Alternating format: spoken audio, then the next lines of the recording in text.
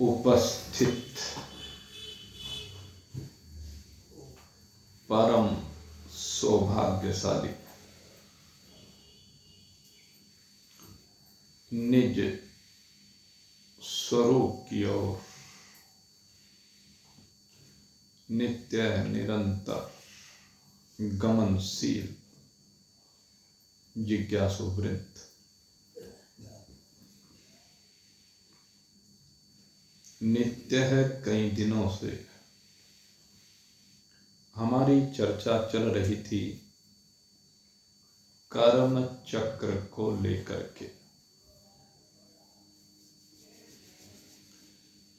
और इसी कर्म चक्र को लेकर के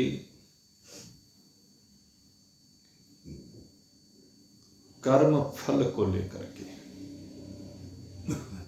क्योंकि दो ही चीजें हैं, एक कर्म है और एक कर्म का फल है।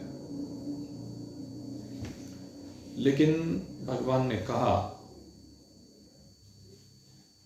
कि कर्म तो शरीर से होगा या कर्म शरीर से करेगा। ये दो बातें हैं। जो करेगा सो भरेगा। करने वाले को निश्चय ही उसका फल भुगतना पड़ेगा। लेकिन जब कर्म होगा तो ये होगा शब्द कहते ही असंगता आ जाती है, और जिस क्षण कर्मों में असंगता आ जाती है उसी समय कर्म फल उत्पन्न करने वाला नहीं रहता है।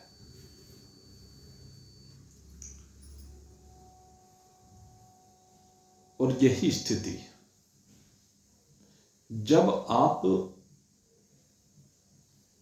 कर्म करने वाले ना रहें, ये स्थिति अकर्मणी की है। शरीर मैं नहीं हूं, शरीर मेरा नहीं है, वाणी मैं नहीं हूं, वाणी मेरी नहीं है, मन मैं नहीं हूं, मन मेरा नहीं है। ये तीन कर्म के हेतु हैं, और जब इन तीनों में ये भाव स्थिर हो जाएगा कि ये मैं नहीं हूं, ये मेरे नहीं है, तो फिर इनके द्वारा होने वाले कर्म मैं या मेरे कैसे हो सकते हैं। और इसी स्थिति को कहा गया योगस्थं कुरु कर्माणि, योगस्थः कुरु कर्माणि संग त्यक्त्वा धनंजय। ये सबसे पहले इस मंत्र में जो बात कही ना, योगस्थ अर्थात योग में स्थित, तो योग में स्थित हो जा। अब ये योग क्या है? अब अगर यदि हम पतंजलि के योग को देखें तो पतंजलि ने क्या कहा? चित्तवृत्ति निरोधस्य योगा,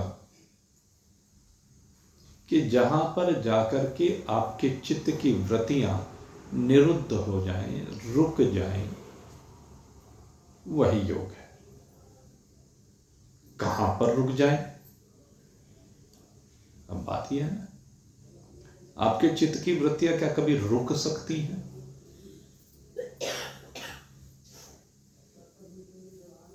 चित्त की वृत्तियां कभी रुक नहीं सकती। हां, ऐसा हो सकता है कि चित्त की वृत्तियां एक ही जगह पर, एक ही तत्व में जाकर के तदाकार हो, निरंतर एक सी ही वृत्ति का प्रवाह हो। इसी का नाम योग है।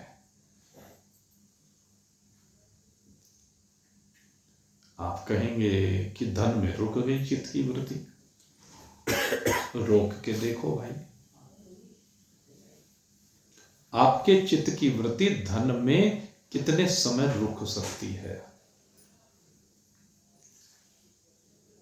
रूप सौंदर्य में कितने समय रुक सकती है। मान सम्मान पद प्रतिष्ठा में कितने समय रुक सकती है। जहां जहां चित्त की वृत्ति जाती है तो आप देखेंगे स्थिर रूप से कहीं पर भी चित्त की वृत्ति टिकती नहीं है। तो जहां पर चित्त की वृत्ति स्थिर रूप से टिकती नहीं है उसको हम योग नहीं कहते हैं। यद्यपि साधारण भाषा में तो कह दिया जाता है ये धन का योग है, ये रूप का योग है, यौवन का योग है, ये पुत्र का योग है, ये फलाने का, ये फलाने का, ये फलाने।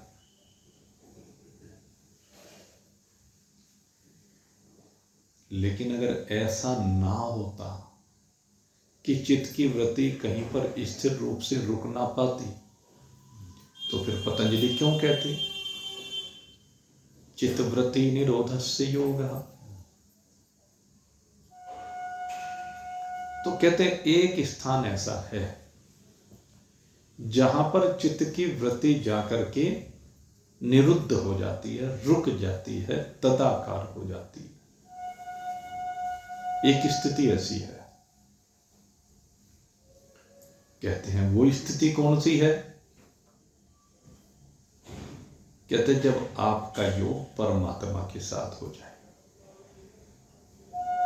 चित्त की वृत्ति जब परमात्माकार हो जाए तो टिक जाए। और वेदांत में क्या कहा जाता है, जब तेरी समझ ज्ञानमयी बन जाए। और ज्ञानमयी समझ होते ही क्या होगा, तेरी दृष्टि में चराचर जगत एक अपना स्वरूप नजर आएगा। वहां पर फिर द्वैत रहेगा नहीं। जब द्वैत रहेगा नहीं तो चित्त की वृत्ति कहां जाएगी, जहां भी जाएगी सर्वत्र एक परमात्मा का ही दर्शन होगा। तो इसका नाम योग है। इसी को पतंजलि ने योग कहा और वेदांत ने भी इस योग को ज्ञान कहा, अपने स्वरूप का बोध कहा।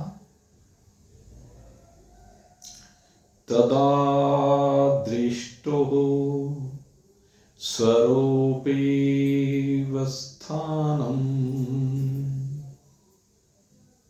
उस समय पतंजलि का और वेदांत का दर्शन यहां पर आकर एक रूप होता है। तदा दृष्टो स्वरूपेव स्थानम। उस समय पर यह दृष्टा, कौन है दृष्टा, आप सभी दृष्टा हैं, अपने स्वरूप में स्थित हो जाता है, अपने आत्म स्वरूप में स्थित हो जाता है। और जरा चिंतन करके देखिए, जब ये दृष्टा अपने स्वरूप में स्थित हो जाएगा, जब इस दृष्टा को चराचर जगत में अपने अतिरिक्त कुछ और दिखाई ही नहीं देगा, तो फिर कर्म कैसे होगा। ये कैसे संभव है कि फिर कर्मों का योग बने। दृष्टा में कर्म कभी तीन काल में है ही नहीं, वास्तविकता ही है। दूसरे को धर्म को लेकर के ये जीव अपने आप में कर्तापना मान लेता है, और जब दूसरे के धर्मों का त्याग कर दे तो यह करता है। जब तक करता है तब तक भरता है, और जब अकर्ता भाव अपने में आ जाएगा कभी योग हो जाएगा, फिर न जब करने की बात रही तो भरने की बात कैसे रहेगी। इसी स्थिति का नाम योग है। परमात्मा के साथ एक रूप हो जाना, परमात्मा से जुड़ जाना, अपने और परमात्मा में कोई अंतर नजर न आना।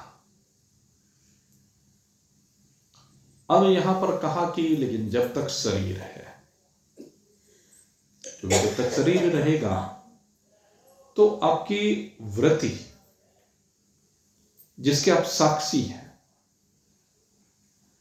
उस वृत्ति का निरंतर भ्रमण तो फिर भी बना रहेगा, क्योंकि जब तक शरीर है तब तक वृत्ति जो शरीरस्थ है आपकी नहीं है, वैसे आप में आरोपित है। तो कहते हैं वो वृत्ति संसार में जाएगी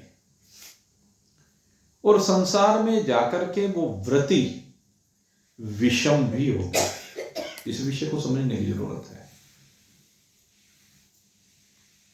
आप तो सम है, लेकिन आपकी जो वृत्ति आपके इस शरीर में विराजमान जो अंतःकरण है, उसकी जो वृत्ति है वो विषमता को प्राप्त अवश्य होगी। क्योंकि वृत्ति मान लीजिए प्रातःकाल उठेगी तो दैनिक क्रियाओं में जाएगी, तो जो सी क्रिया में जाएगी उस तरफ ये वृत्ति जाती दिखाई देगी।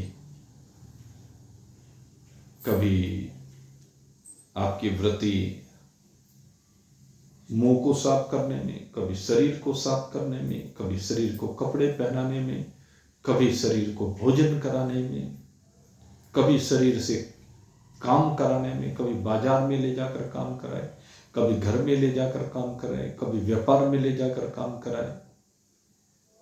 तो वृत्ति की भिन्नता रहेगी और जहां जहां वृत्ति जाएगी उन वस्तुओं की भी भिन्नता रहेगी। अंतःकरण की जो वृत्ति में ये मफलर ही दिखाई देगा, ये कुर्ता दिखाई देगा, ये जैकेट दिखाई देगी, ये चादर टोप दिखाई देगा, ये पुस्तक दिखाई देगी, मोबाइल दिखाई देगी, माइक दिखाई देगा। तो इन वस्तुओं की एकता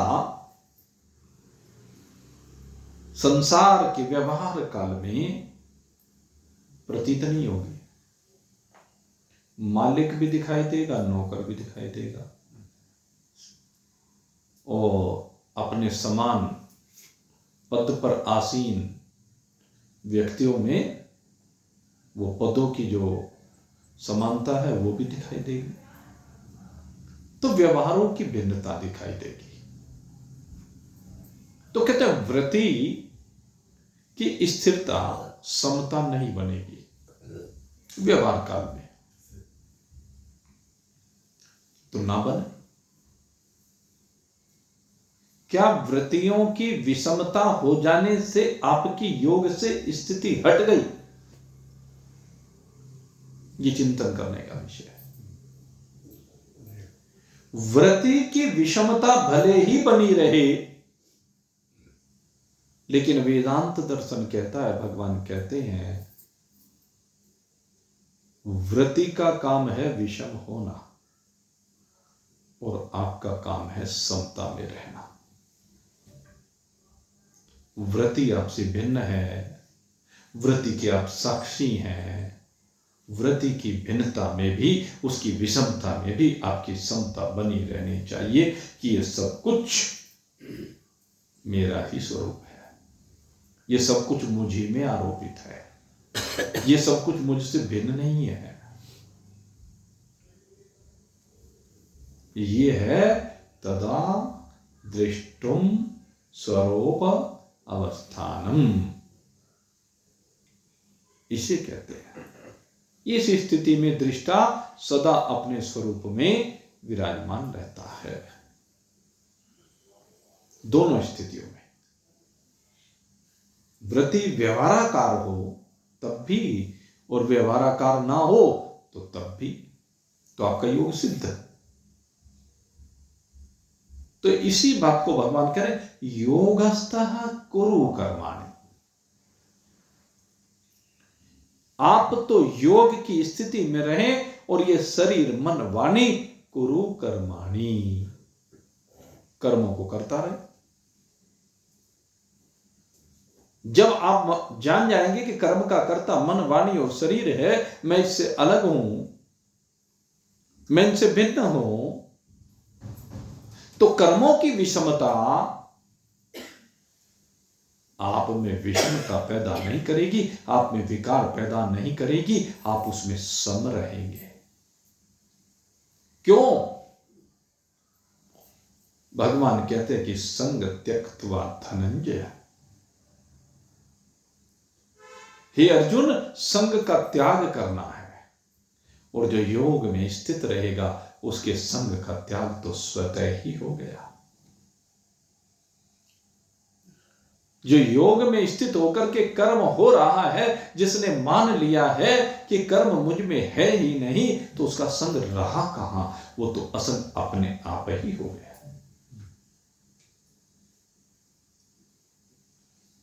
जिसने खूब भली प्रकार से संसार को जान लिया है, समझ लिया है कि ये सब मेरा ही स्वरूप है, दृष्टि में मेरा स्वरूप है, लेकिन जब वृद्धि की बात होती है, व्यवहार की बात होती है, तब भले विषमता भासे दूसरे को, लेकिन अपने को सदा समता ही भासती है, सदा अपना स्वरूप ही भासता है, सदा ये सब यही लगता है कि मैं ही हूं, मुझसे भिन्न कुछ है ही नहीं। वो इस सारे खेल को खेल की भांति खेलता है, इस सारे संसार के क्रिया चक्र को एक कल्पना की भांति, एक स्वप्न की भांति मानता है। वो बड़ी प्रकार से जान जाता है, इसलिए फंसता नहीं है। संसार फंसता है, उसके अंदर वैराग्य कूट कूट करके भर गया है। वो संसार को तो देखता है, लेकिन संसार से चिपकता नहीं है। संसारी लोग संसार से चिपके हुए हैं, अज्ञानी लोग संसार से चिपके हुए हैं, अज्ञानी लोग संसार में आसक्त हो रहे हैं, अज्ञानी लोग संसार को एकत्रित कर रहे हैं, अज्ञानी लोग उस संसार को एकत्रित करके उसके बोझ के नीचे दबे जा रहे हैं। यही है अज्ञानियों का खेल। अज्ञानी क्या देखता है कि संसार में सुख है, इसलिए संसार को जोड़ जोड़ के खजाने भर लेना चाहता है, और वो भूल जाता है कि जीवन 2 दिन की चंदनिया, इतराए काहे को, इतराए काहे को, इतराए काहे को, जीवन 2 दिन की चंदनिया, इतराए काहे को, इतराए काहे को, इतराए काहे को, जीवन 2 दिन की चंदनिया, इतराए काहे को। पाप कर्म कर माया जोड़ी, बन गए लाखी और करोड़ी। पाप कर्म कर माया जोड़ी, बन गए लाखी और करोड़ी। साथ जाए न छदमिया, इतराए काहे को, इतराए काहे को, इतराए काहे को, जीवन 2 दिन की चंदनिया, इतराए काहे को। संसार पाप कर रहा है, और पाप कर करके ये माया को जोड़ रहा है, और सोचता है कि मैं लखपति करोड़पति बन गया, मजा आ गया। लेकिन उन लाखों करोड़ों के बोझ में, उस पाप के बोझ में नित्य दबा जा रहा है। वो भूल जाता है कि मुझे दबा रहे हैं, उनके भार को वो देख नहीं पाता है। और कब पता लग जाता है? जब धरती में धंस जाता है, तब पता चलता है। उससे पहले पता नहीं चलता, क्योंकि उससे पहले उसे वो सुख रूप प्रतीत होता है, लेकिन परिणाम में है दुख रूप। भाई बंधु और कुटुंब कबीला, ये जानो सपने की लीला। भाई बंधु और कुटुंब कबीला, ये जानो सपने की लीला। दिखे कुछ नहीं खोल नयनिया, दिखे कुछ नहीं खोल नयनिया। इतराए काहे को, इतराए काहे को, जीवन 2 दिन की चंदनिया। इतराए काहे को, इतराए काहे को, इतराए काहे को, जीवन 2 दिन की चंदनिया। इतराए काहे को। भाई बंधु और कुटुंब कबीला, क्या है? ये सब मेरा परिवार है, ये सब मेरे अपने हैं। कहने लगे इसे सपने की लीला देखो, तेरे अपने होते तो तुझे छोड़ के क्यों जाते? कहां चले गए? तूने इस शरीर को धारण करते हुए जिन जिन को देखा, जरा देख, दृष्टि घुमा कर देख, तनिक तो दृष्टि घुमा कर। कहां गया तेरा बचपन? अर्थात बचपन में जो तुझे गोद में लेकर खिलाते थे, कहां चले गए? बचपन में जिन्होंने उंगली पकड़ करके तुझे चलना सिखाया, कहां चले गए? जिन्होंने तुझे खिलाना सिखाया, कहां चले गए? जिन्होंने तुझे पढ़ाया लिखाया, कहां चले गए? कहां गए वो सब? एक सपना सा लगता है। और ये शरीर की जो लीला चल रही है, ये तेरे बाल बच्चों को सपना सा लगने लगेगा। यही तो होगा। पहले तेरे ऊपर वाले जिनके आश्रय तू था, वो अब तेरे लिए स्वप्न बन गए हैं, और कल तू स्वप्न बन जाएगा जिनको तूने चलना सिखाया, पढ़ना सिखाया, खाना सिखाया। वो अपने रास्ते चले गए, तू अपने रास्ते जाएगा, और जो रह जाएंगे वो भी एक दिन अपने रास्ते चले ही जाएंगे। ये सत्य है। केवल जैसे पिक्चर की रील चलती रहती है, चलती रहती है, चलती रहती है, लेकिन दिखती नहीं, ऐसी ये जीवन की यात्रा चल रही है, चल रही है, चल रही है, लेकिन पहुंचती कहीं नहीं, कहीं नहीं पहुंची। पंखा चल रहा है, लेकिन चलते चलते कभी कहीं नहीं पहुंचा। आपके जीवन की यात्रा घर से चली, सारे दिन संसार में घूमी, और फिर यात्रा हुई घर पे, उसी बिस्तर पे आके फिर लेट गए। सारी जिंदगी सुबह होती है, सांझ होती है,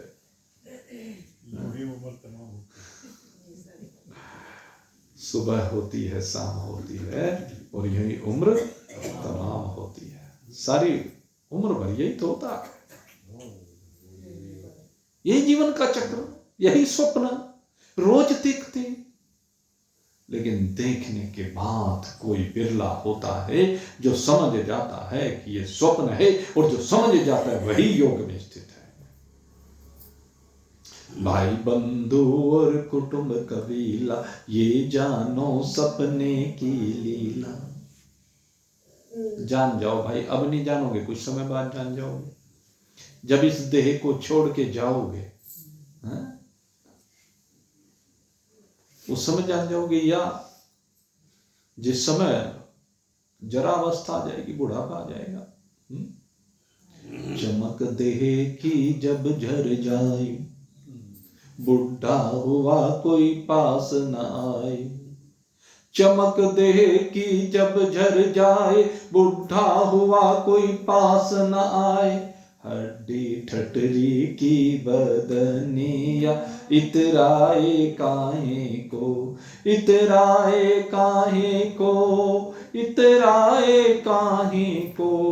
जीवन 2 दिन की चंदनिया, इतराए काहे को।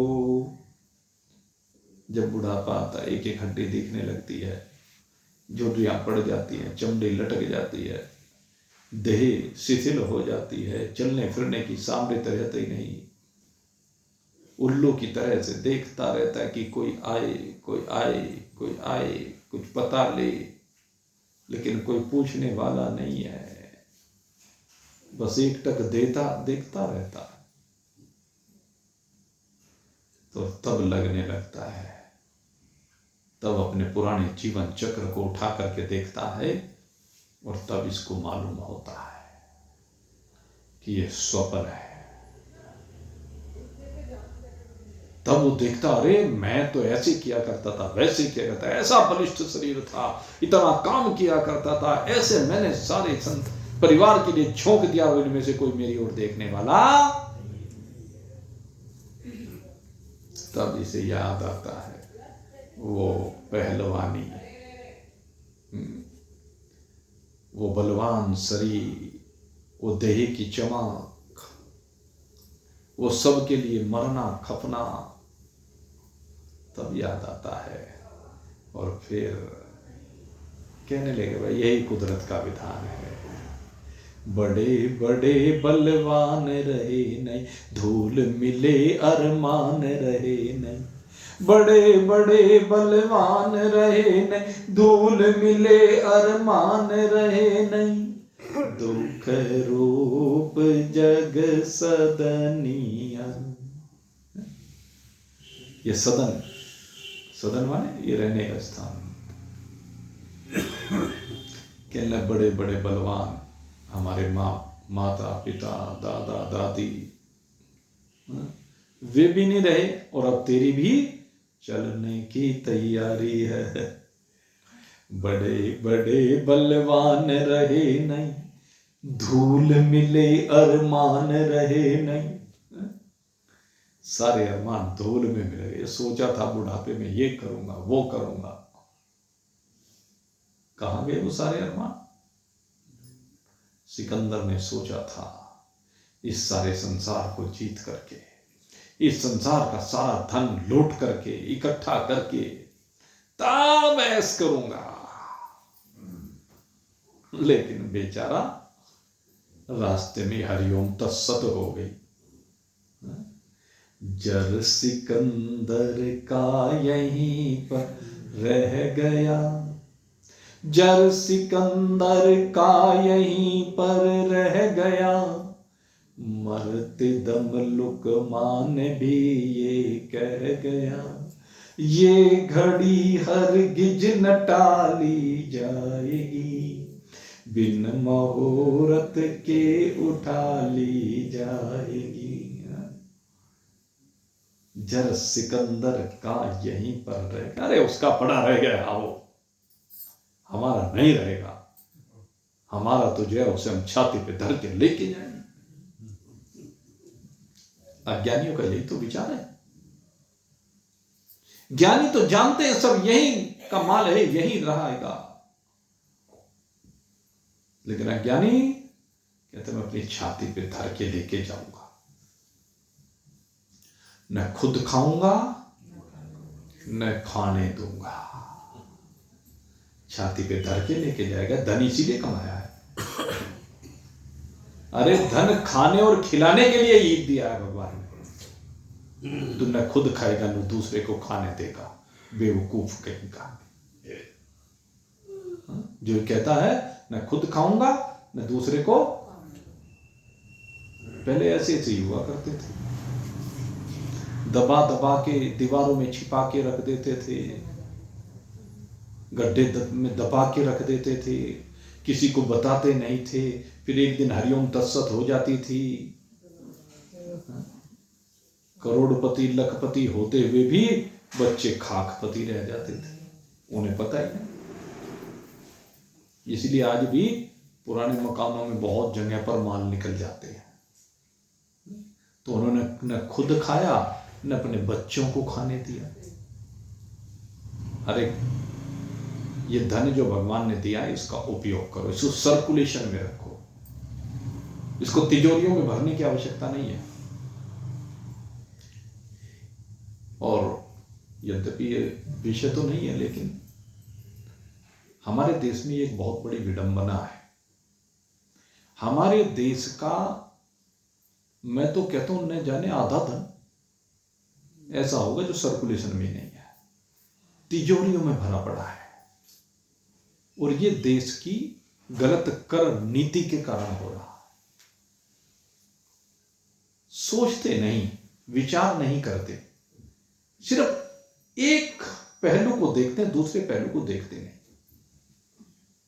अगर मनी सर्कुलेट होता रहेगा तो देश की प्रगति दोगुनी नहीं, अगर आधा धन छिपा हुआ है, दोगुनी नहीं हजारों गुनी हो जाएगी। मैं कहता हूं जिस समय धन सर्कुलेशन में आ जाए, लेकिन सर्कुलेशन में आने नहीं देते, काला धन कह करके सर्कुलेशन खत्म कर दिया। गवर्नमेंट ये केवल इनकम टैक्स को देखती है। मैं कहता हूं इस डिपार्टमेंट को खत्म कर दो। मेरा मानना यह है, बड़े बड़े अर्थशास्त्रियों का तो पता नहीं क्या दृष्टिकोण होगा, लेकिन अगर एक इस डिपार्टमेंट को खत्म कर दिया जाए तो मेरा मानना यह कि गवर्नमेंट के पास धरने के लिए जगह नहीं रहेगी, क्योंकि सारा धन सर्कुलेशन में आ जाएगा। और जब सर्कुलेशन में आ जाएगा तो जीएसटी कितना आएगा, कल्पना करके देखो, कितना टैक्स आएगा। अब लोग प्रॉपर्टी का व्यापार कर रहे हैं, एक व्यक्ति जो प्रॉपर्टी खरीदता है वो उसको 10-10 जगह बेच देता है। गवर्नमेंट के पास आखिर में जाकर के जब 10-12 बार बिक लेती है तब जाकर के टैक्स मिलता है। कारण कोई दिखाना नहीं चाहता, नहीं तो बेचते ही 10 बार टैक्स आएगा अगर वो धन सर्कुलेशन में आ जाएगा। जब सर्कुलेशन में आएगा तो बाजार में बिक्री बढ़ेगी। बहुत चीजें हैं जिनके ऊपर चिंतन करने की आवश्यकता है, इसलिए इसको सर्कुलेशन में लाने की आवश्यकता है। जैसे जैसे सर्कुलेशन बढ़ेगा, एक विचारक का विचार आया, कहने लगे जी देश में खेल का आयोजन हुआ, वो चल रहा था ना फुटबॉल का, एक कंट्री है कतर, तो वहां पर खेल का आयोजन चल रहा था, विश्व कप फुटबॉल। और फुटबॉल का खेल इतना, इनमें जो हमारे बीच के कंट्री है ना, यूरोपियन कंट्री विशेष रूप से, वहां पर बहुत प्रचलित, सबसे ज्यादा प्रचलित है और उन्माद है उनमें उस खेल के प्रति। कहने लगे जी इतने करोड़ रुपए खेल के आयोजन पर खर्च कर दिए, गवर्नमेंट पागल है। कहने लगे गवर्नमेंट पागल नहीं, तुम्हारा दिमाग खराब है। आप केवल खर्च को देख रहे हैं, उससे होने वाली गवर्नमेंट की इनकम को नहीं देख रहे। आपको पता है एक छोटे से देश में उन खेलों की वजह से 50 लाख आदमी आया होगा उन खेलों को देखने के लिए। 50 लाख आदमी जब आया होगा, जो उनसे ट्रांसपोर्ट उसने यूज की होगी, हवाई जहाज में टिकट खरीद के आया होगा, बसों में, रेल में, वो आमदनी किसकी हुई? कतर की हुई ना। जिन होटलों में वो लोग रहे होंगे, वहां जो खर्च हुआ होगा, वो आमदनी कौन से देश की हुई? वहां पर जब इतने लोग आए तो उन्होंने क्या वे ऐसे ही रहे होंगे, उन्होंने कुछ खरीदा नहीं होगा। मुझे दृष्टिकोण मिला, एक बार हम कथा करने के लिए जब नैमिषारण्य गए, कहने लगे जी आप लोग आए, आपकी वजह से बाजार में रौनक आ गई। हमारा तो धंधा इसी से चलता है, रोजगार बढ़ता है, हम चाहते हैं कि आप लोग आए। रोटी मिलती है इसी से, क्योंकि भले ही वहां रोटी आपको नहीं खरीदनी थी, आप ट्रांसपोर्ट से भी गए थे, लेकिन उसके बावजूद कोई ऐसा व्यक्ति है कि जिसने वहां पर जाकर के हजारों रुपए खर्च ना किए हो? है कोई ऐसा? चाहे आपने प्रसाद खरीदा हो, चाहे आपने खेल खिलौने खरीदे हो, बाजार में कुछ भी, आपने मंदिर में पैसा चढ़ाया हो, पंडित जी से पूजा कराई हो, भिखारियों को दान दिया हो, ये सब काम तो किए ना, हजारों हजारों रुपए आपने वहां पर खर्च किए। आप सोच के देखें, अगर यदि एक आदमी 1,000 रुपये खर्च कर रहा है और 1,000 आदमी गए, तो कितना रुपया हो गया? 10 लाख रुपया चला गया उनको, अगर केवल 1,000 रुपया एक आदमी ने खर्च किया। आप सोच के देखें, तो 10 लाख रुपए तो सीधा उनकी जेब में गया ना। अब वो उन परिवारों की जेब में गया तो कितने परिवारों का पालन हुआ होगा उससे? सोच के देखें। इसलिए सर्कुलेशन होना जरूरी है। खैर, बड़े बड़े बलवान रहे न, धूल मिले अरमान रहे न, दुख रूप जग सदनिया, इतराए काहे को, इतराए काहे को, जीवन 2 दिन की चंदनिया, इतराए काहे को। ये क्या है? सर्कुलेशन। हमारे पहले वाले नहीं रहे, हम जाने को तैयार हैं और अगले आगे चले जाएंगे। ये भी सर्कुलेशन है। अगर ये सर्कुलेशन ना हो तो सृष्टि नहीं चल सकती, इसलिए सर्कुलेशन का बना रहना जरूरी है। और इस सर्कुलेशन को देखने वाला तू इस सर्कुलेशन से अपने को अलग कर ले। कहते मैं तो देखने वाला हूं, अब मैं दिखने वाला नहीं बनना चाहता। देखने वाला हूं, अब दिखने वाला नहीं बनना चाहता। अब इन संबंधों से बाहर निकलना चाहता हूं। अब मैं दृष्टा हूं। ये योगस्था, ये योग की स्थिति है जब आप दिखने वाले ना बने, देखने वाले मात्र बने रहें जब तक शरीर है। और उसके बाद तो न देखने की बात है न दिखने की बात। देखने और देखने सबकी सीमा से परे अनंतता में विराजमान हो जाए। और नहीं तो भाई संसार का तो धंधा ऐसा ही है।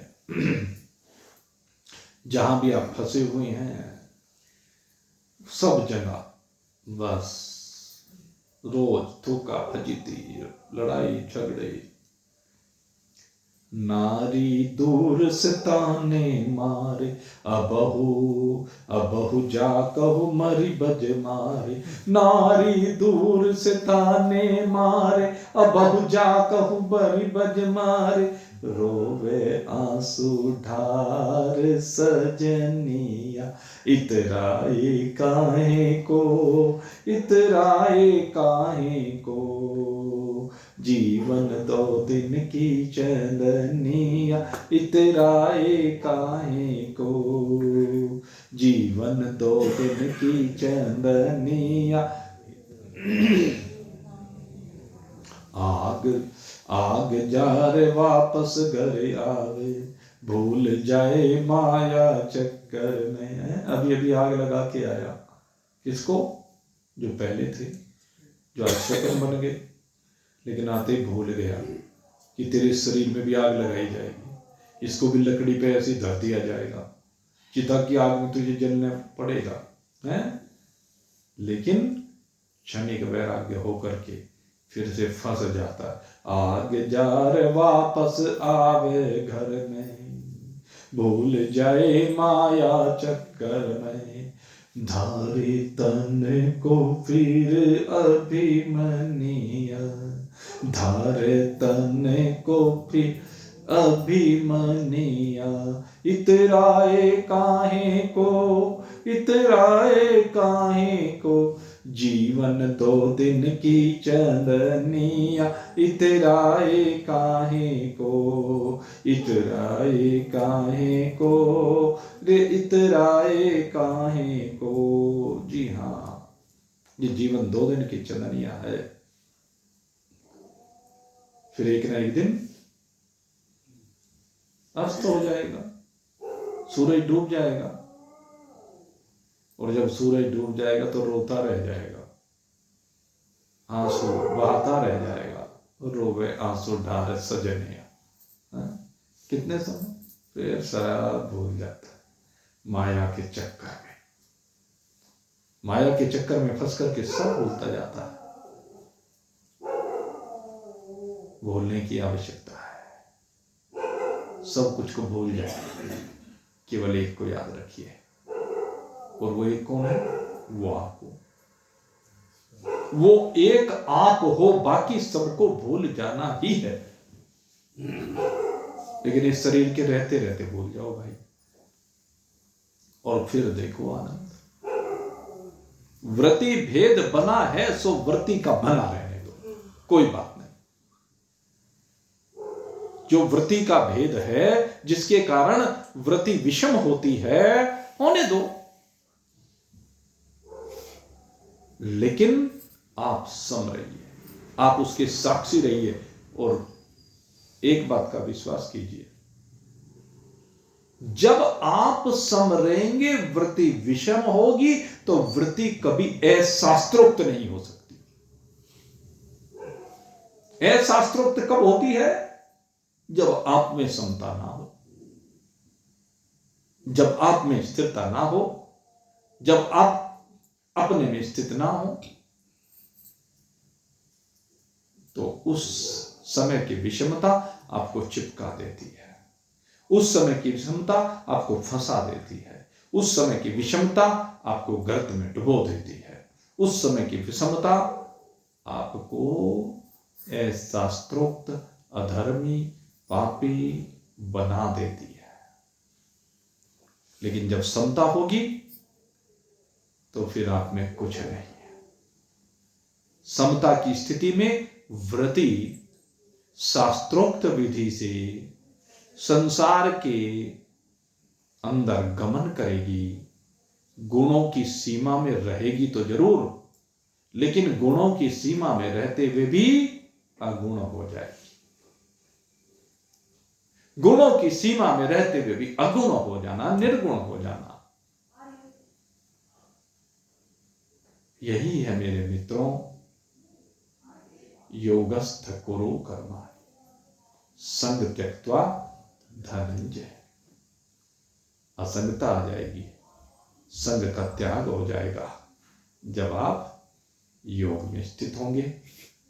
कल फिर इस विषय को आगे बढ़ाएंगे। सिद्धि असिद्धो समो भूत्वा समत्वम योग उच्यते। तो समत्व योग क्या है, आज थोड़ी सी चर्चा हो गई है।